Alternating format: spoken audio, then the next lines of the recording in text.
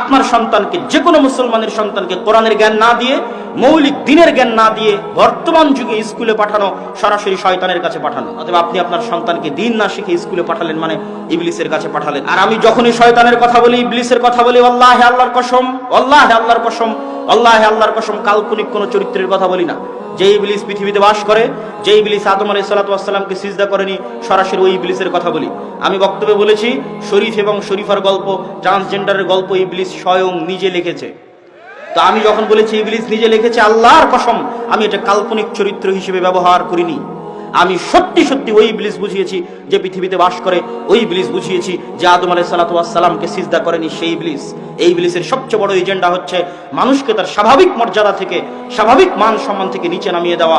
তাহলে মানুষ যখন এই ধরনের জঘন্য নিকৃষ্ট পশু বৃত্তিতে লিপ্ত হয়ে যাবে, তখন ইবলিস খুশি হবে, ইবলিস শান্তি পাবে, ইবলিস আরাম পাবে। এই জন্য সারা পৃথিবীতে ইবলিস তার এই এজেন্ডা নিয়ে কাজ করতেছে। আর সেই দিন আরো ভয়াবহ হবে। কোন দিন ভয়াবহ হবে?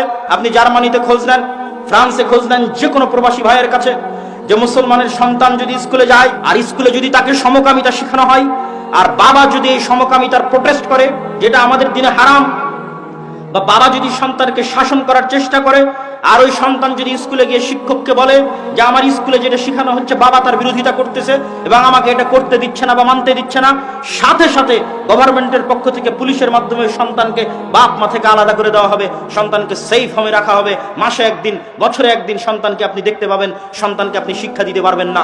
সন্তান জন্ম দিয়েছেন আপনি, সন্তানের পিছনে খরচ করছেন আপনি, খাওয়াচ্ছেন আপনি, কিন্তু সন্তানকে শিক্ষা দিবে, মানুষ করবে স্বয়ং ইবলিস নিজে। সেই ভয়াবহ দিন এখনো আসেনি। ওই ভয়াবহ দিন আসার আগে এখনো যতদিন আপনাদের মসজিদগুলো আছে, এই মসজিদগুলোতে দিন শিক্ষার ব্যবস্থাকে শক্তিশালী করেন। মসজিদের চাইতে শক্তিশালী হতে হবে দিন শিক্ষার ব্যবস্থা। এমনও বহু মসজিদ গেছি আমাদের 157-58 মসজিদের সফরের মধ্যে, যেই মসজিদগুলোতে এসি আছে, টাইলস আছে, সবকিছু আছে, কিন্তু দিন শিক্ষা, কোরআন শিক্ষার ব্যবস্থা নাই। আবার জিজ্ঞেস করলে কমিটি বলে যে অর্থনৈতিক সমস্যা। তখন আমি কমিটিকে বলেছি, আপনার এসি বিক্রি করলে 1 বছর মক্তব চলবে, আর আপনার এসি বিক্রি করা শেষ হয়ে গেলে মসজিদের দেওয়াল থেকে টাইলস খুলে বাজারে বিক্রি করবেন, ওইটা দিয়ে আর কিছুদিন মক্তব চলবে। টাইলস খুলে বিক্রি করা হয়ে গেলে যে ফ্যানগুলো লাগিয়ে রেখেছেন, এই ফ্যানগুলো খুলে বাজারে বিক্রি করবেন, আর কিছুদিন মক্তব চলবে। তারপরে যে মাইক আর ব্যাটারিটা আছে, ওটাও খুলে বাজারে বিক্রি করে দিবেন, আর কিছুদিন মক্তব চলবে। তবুও আপনি মসজিদে যা লাগিয়েছেন তার চেয়ে শিক্ষা বেশি জরুরি।